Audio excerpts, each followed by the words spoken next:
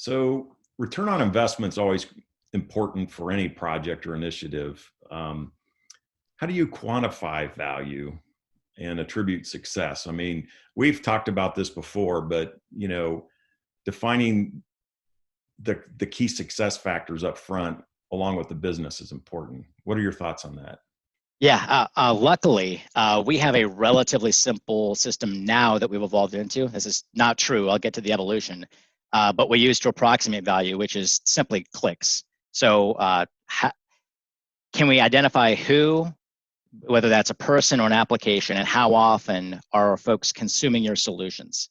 So, we'll highlight major applications that have driven benefits from our ecosystem, but attributing the percentage of those benefits to what your data ecosystem did versus an application that's consuming it versus the users that are using that application to change your business process, that is nearly impossible to do accurately or fairly. So early on, we did try that. So we didn't go to the extent of ever trying to say this much specifically was attributed to data lake. We went with a process of digitally enabled benefits. So if someone had a $100 million program, we took a swag and said, hey, if they enable that through the data lake, can we say that 30% of it, just making up a number, was digitally enabled? And then you ascribe those benefits to that ecosystem. That has some advantages. I mean, it's very simple and straightforward. The problems are you can really mask some things that aren't working well. If you just say everything is 30%, like how do you know what's not working then out of that? So we've evolved into a less financially backed model, but I feel like a pretty good representation of if folks are using your tools and you can show that you're reaching whatever that entitlement level is, you're at least on the right track. And it's tough to argue, like I'll go back to our self-service example. It's tough to argue if the business keeps asking for more growth. There's already some implicit perceived benefit that they're getting from that program. So we found that to be a fairly straightforward way to communicate the benefits.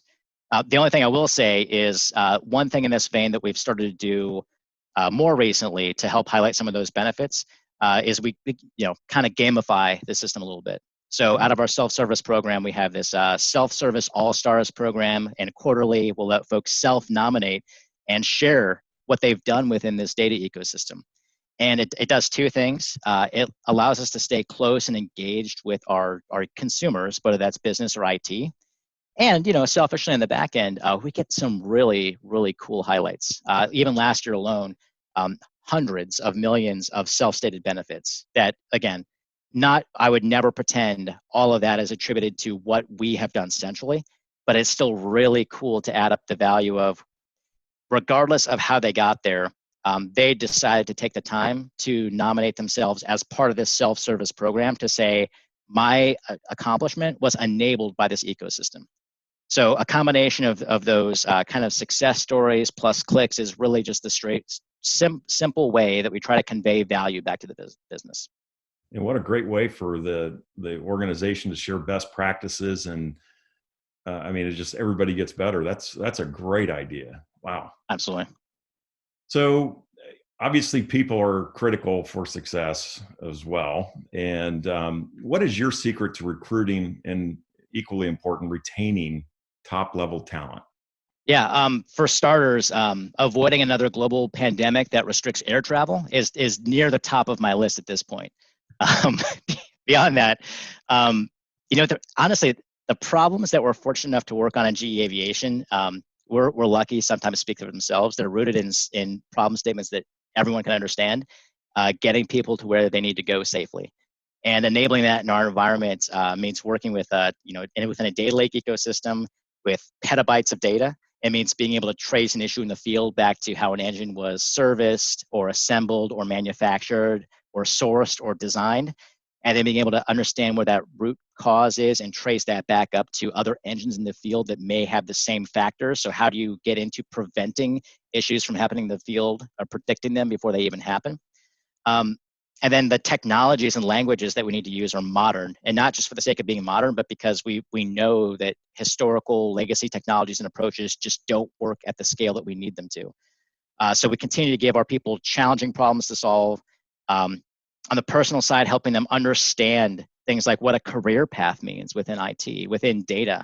So how do you progress from being an analyst to an engineer to an architect to maybe now you want to become a principal technologist or maybe a people leader. Or maybe you're really interested in the product side of things. So you hop into product ownership.